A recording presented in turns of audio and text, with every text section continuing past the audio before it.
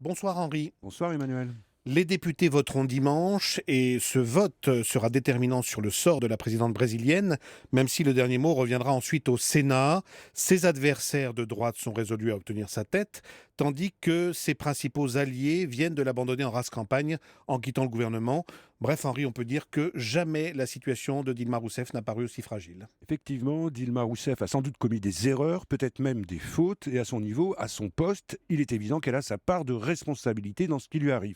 Mais il y a tant d'excès, Emmanuel, dans le procès en sorcellerie politique qui lui est fait, et dans lequel elle risque de perdre et sa place et son honneur, qu'il est évident aussi qu'elle est au fond devenue un peu l'arbre qui cache la forêt, car c'est le Brésil tout entier qui est actuellement en pleine dérive, sous le coup d'une triple crise dans laquelle Dilma Rousseff s'est vue finalement attribuer le rôle du parfait bouc émissaire. Une crise économique d'abord, la pire depuis 25 ans, et qui est en premier lieu imputable à la baisse du prix des matières premières, au ralentissement de l'économie chinoise, mais aussi à des erreurs de gestion.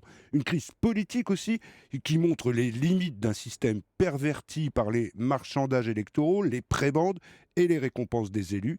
Et puis surtout, une crise morale qui éloigne de la chose publique tous les Brésiliens, écœurés par le feuilleton incessant des scandales comme celui de Petrobras, qui mouille à de rares exceptions près toute la classe politique et les milieux d'affaires. Dilma Rousseff est-elle le nom de ce naufrage ?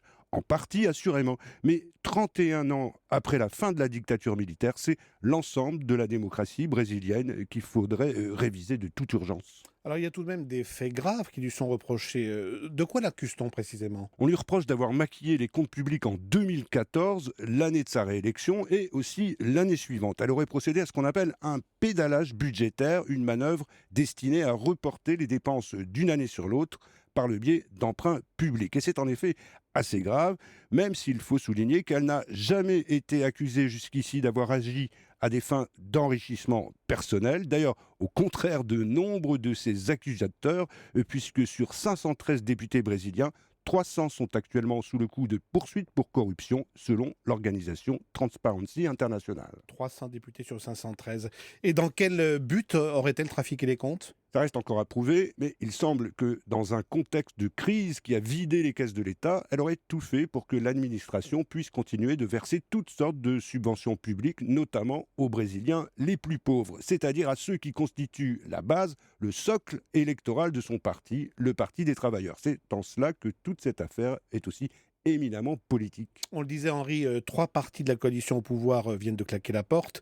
Et le vice-président lui-même, Michel Temer, se montre ouvertement prêt à la remplacer. On l'a vu cette semaine. Est-ce que Dilma Rousseff a encore une chance de s'en sortir ? Bien, il faut que les 2 tiers des députés l'approuvent pour que le processus de destitution poursuive sa trajectoire vers le Sénat qui devra ensuite rendre sa décision finale dans les 6 mois. Or, comme on le sait, les voies du Parlement brésilien sont souvent impénétrables. De plus, malgré ses démêlés avec la justice, qu'il accuse lui aussi d'avoir reçu des pots de vin, l'ancien président Lula fait tout ce qu'il faut pour tenter de sauver son ancienne dauphine et il n'est pas exclu que son sens de la manœuvre produise une fois encore des miracles. Le gouvernement vient pourtant de demander à la justice d'annuler in extremis toute la procédure pour vice de forme, ce qui n'est pas un signe de grande sérénité.